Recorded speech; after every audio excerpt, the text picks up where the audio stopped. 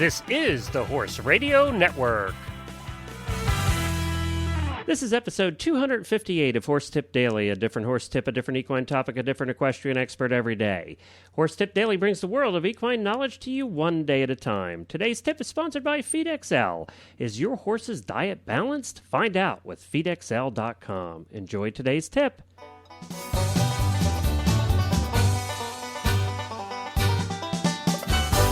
Hi, Glenn the Geek back with you from Horse Tip Daily in Lexington, Kentucky, horse capital of the world and home to the World Equestrian Games in a few short weeks.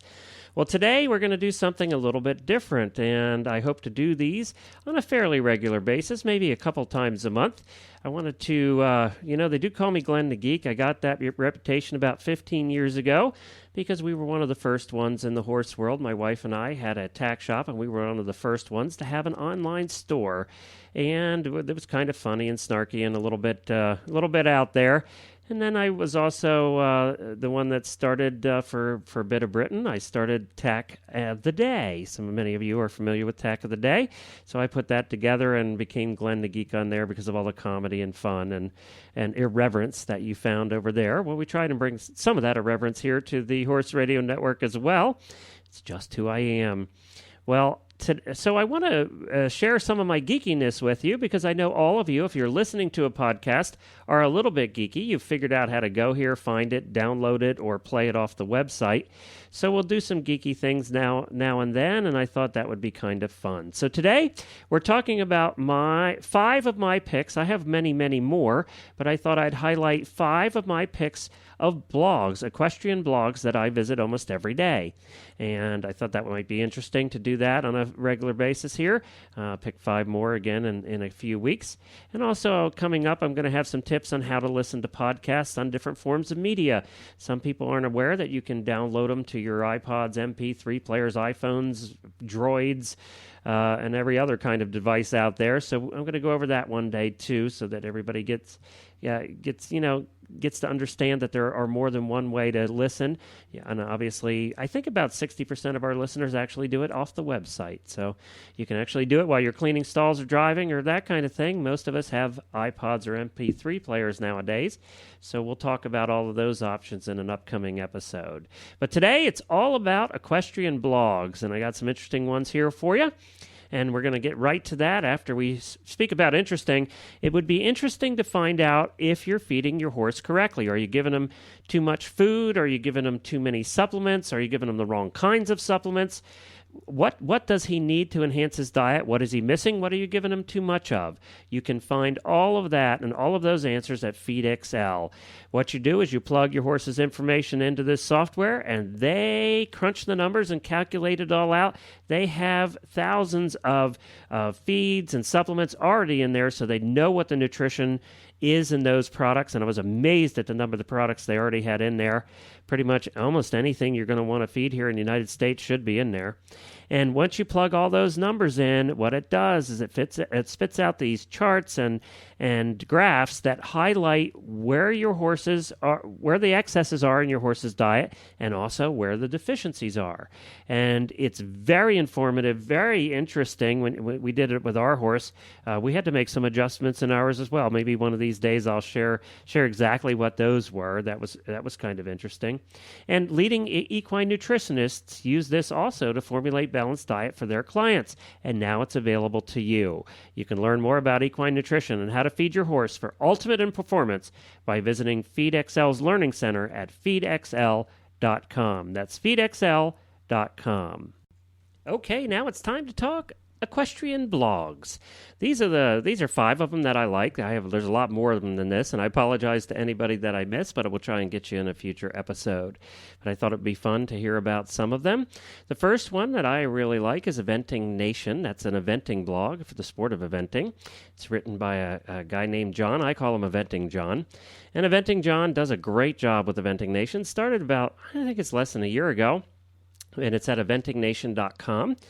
And you don't have to remember all of these websites. Just go to horsetipdaily.com, episode number 258, the blog episode, and we'll put the links in there to all of them so you don't have to worry about it. One of them's kind of strange anyway, and you'd never remember it. So that's fine. You can just go back to the website and find them there. But eventingnation.com it really does keep track of the pulse of eventing. He does a terrific job with that. You'll find all kinds of good stuff on there. He has the dirt on eventing as well as all the good stuff. He follows the shows.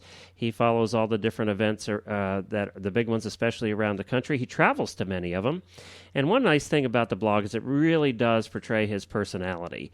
His personality does come out in the blog, and I think that's one of the key things that really makes a blog effective and really builds a listenership, which he has done, is to bring out the personality, and he does that in there.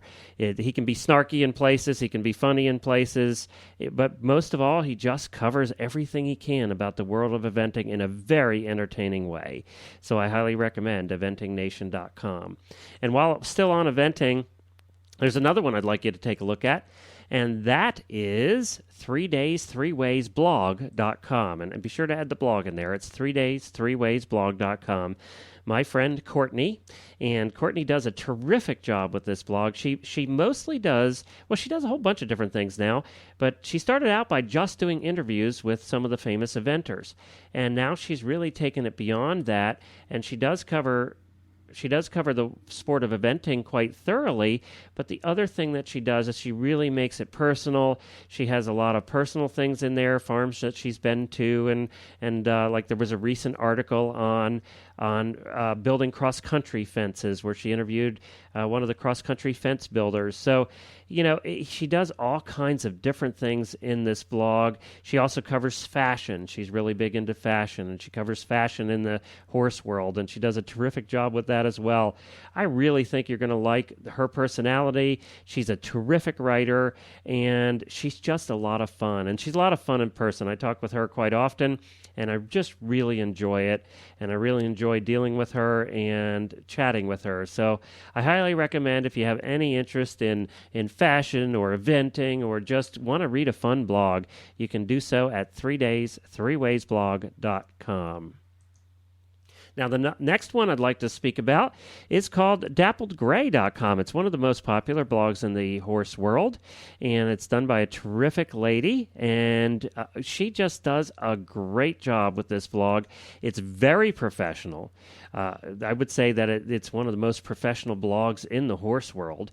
The structure of it's very professional. She is a very good writer and does a terrific job at writing. Her name is Molly. So shout out to Molly. She covers... This is really a lifestyle blog, and she says it's the weekly guide to English equestrian lifestyle, and it truly is that. Like the sections on her blog are style and equipment and culture and kids and travel and community.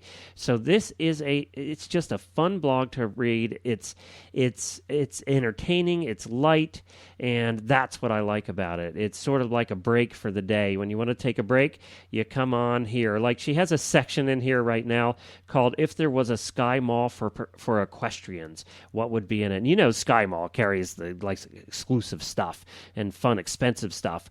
Well, that's what she did in here, and I really liked that particular article. But she does that all the time. So I would love for you to stop by dappledgray.com and shout out to Molly for doing such a terrific job over there.